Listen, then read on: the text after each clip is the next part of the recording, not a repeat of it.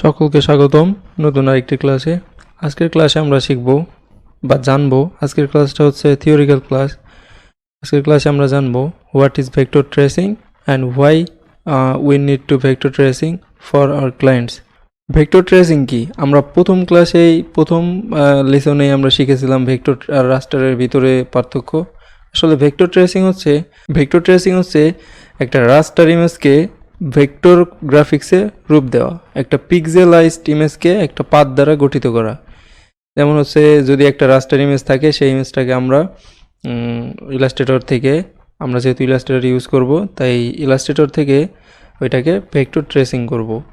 সে হচ্ছে আমাদের basic shape use করে, তারপর পেন টুল ইউজ করে, যেভাবে পারি সেভাবে বা যেভাবে ইজি হয় সেভাবে আমরা ভেক্টর ট্রেসিং করব।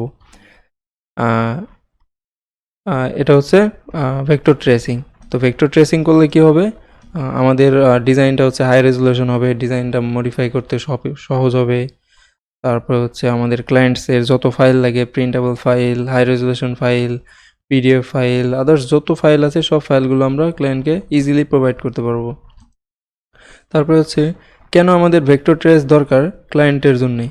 দেখেন, ক্লায়েন্ট হচ্ছে একটা ফাইল নিয়ে সে হচ্ছে ইজিলি যেন মডিফাই করতে পারে, একটা শেপ এক জায়গা থেকে আরেক জায়গায় নিতে পারে, তারপরে ডিজাইনের যে ইজিভাবে কালার চেঞ্জ করতে পারে, শেপ চেঞ্জ করতে পারে, যাতে নতুন করে তার আর ডিজাইন করা না লাগে। এর জন্য আসলে আমরা এবং আমাদের ক্লায়েন্টের ভেক্টর ট্রেস দরকার হয় বা ভেক্টর ডিজাইনটা দরকার হয়। যেমন আমরা একটা জিনিস প্রিন্ট করতে গেলে অবশ্যই যদি রাস্টার ইমেজ প্রিন্ট করি তাহলে দেখা যাবে যে আমাদের ডিজাইনটা ওইভাবে আর কি হাই রেজুলেশনটা হবে না। হাই রেজুলেশন হলেও ওইভাবে আর কি স্মুথ দেখা যাবে না। কিন্তু যদি আমরা এটাকে ভেক্টর ট্রেস করে দিই তাহলে সেটা একবারে ক্লিন হবে।